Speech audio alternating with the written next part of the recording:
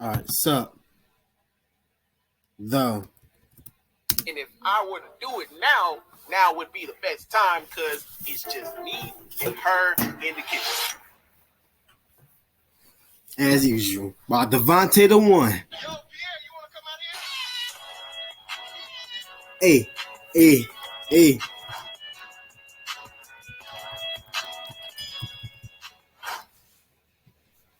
So I'ma just throw into the air. The last time I told a story about a certain fast food restaurant, y'all tried to be little detectives and try to figure out which restaurant it was. Even though I obviously made it easy for y'all to know what it was. PSA, all y'all answers weren't even remotely correct. So, in this story, I'm not going to give y'all clues at all on which restaurant this was. To start off, I've been working 9 to 5s ever since I was 16, and I've been through a lot at every one of them.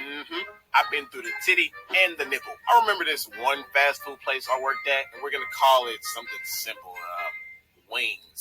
Now, keep in mind, this story takes place years before I became the official YouTuber you know today, Devontae the One.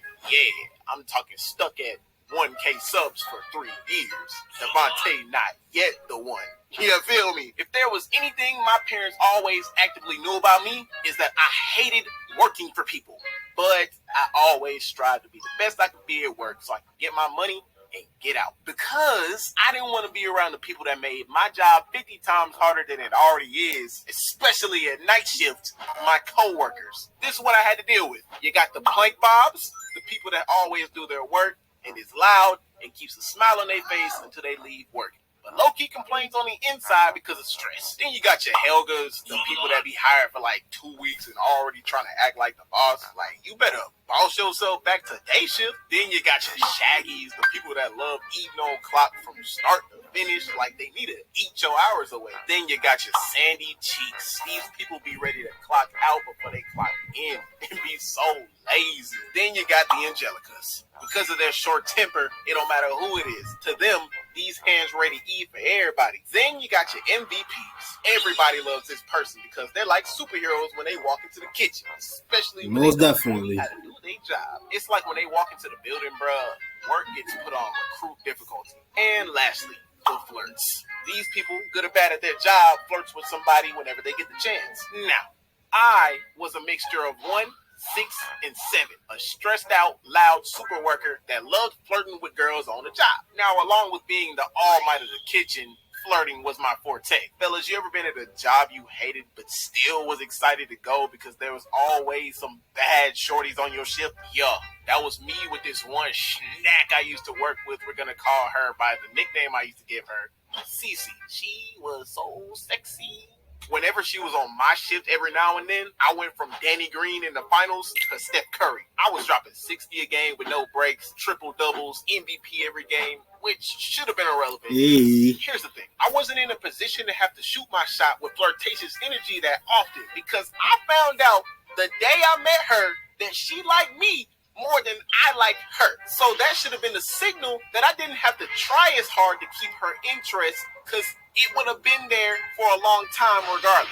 And here's what's even more crazy. I knew I still had game after a long drought because I'm 5'6", and this girl was 4 inches taller than me. And I still maintained having her on my radar even when I didn't give her attention. And y'all know how most females be saying, oh, I don't want a short guy because I don't want my cage to be shorter. I want to look up to my man, blah, blah, blah, blah. Let me tell you how I did it according to my knowledge. This ain't no red pill content, but I kept my masculine frame. And she made it very clear that she loved dominant men. Again, this ain't no red pill content, and I could elaborate on this more, but to keep it short, get it? Because I'm short?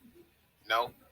Anyways, understand straight females don't want 2 pussies in a relationship, if you catch my drift. It'd be some days that she would flirt with me more than I would flirt with her, just because I would give her little bits and pieces of attention, and then take those bits and pieces away every now and then. Well, but what is she doing to you? She liked me more than I liked her. She thrived off of attention. There'd also be some times where I'd pay no attention to her whatsoever. Then I'd look out the peripheral vision of my eye and she would just be staring at me, biting her lip. And I ain't gonna lie, subconsciously, I like that. So every now and then, when she'd do that, I'd turn towards her, look her up and down, smile, bite my lip too, all while I was working the entire kitchen at the same time. And I tell you what, she loved that.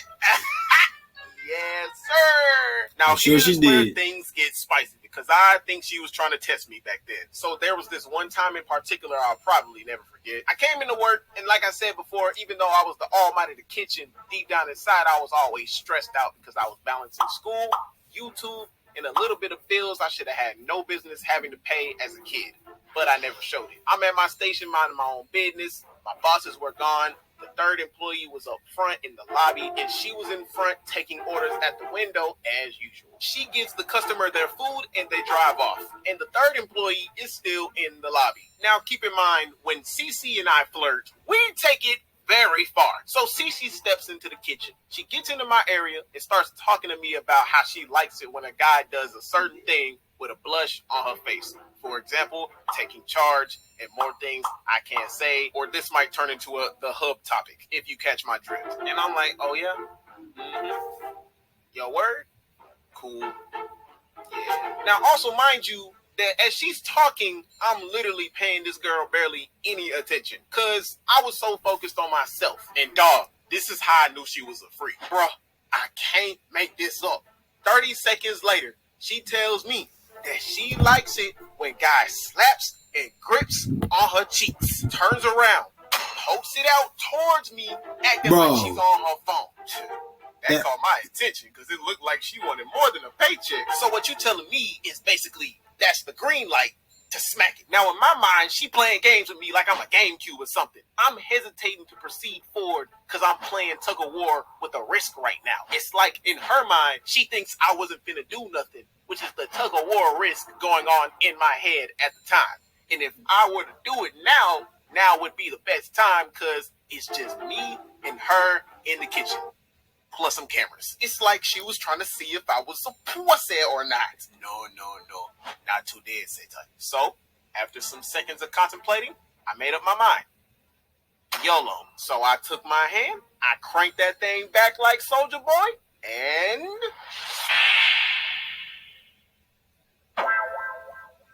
Bro, when I tell you that smack was so loud, people outside heard it, my arm was pulsing, my veins was popping out. I looked like Midoriya. Luckily, she turned around, though, and she gave me the response that I was relieved to hear. I don't know why, but that just turned me on so much. Then she put her hand on my chest and started rubbing. Bro, oh my God. Bro, I remember this so vividly, bro. Like, bro, he is so lucky. Back to my station on a Comethazine type beat. I walked around like I was that nigga. Moral of the story, I don't have one. Just don't attempt what I did. Seriously. Thank y'all. I hope you guys enjoyed the video. If y'all did, make sure I caught you punch the like button in the face like a boss. Peace out. Got another video coming out later on today.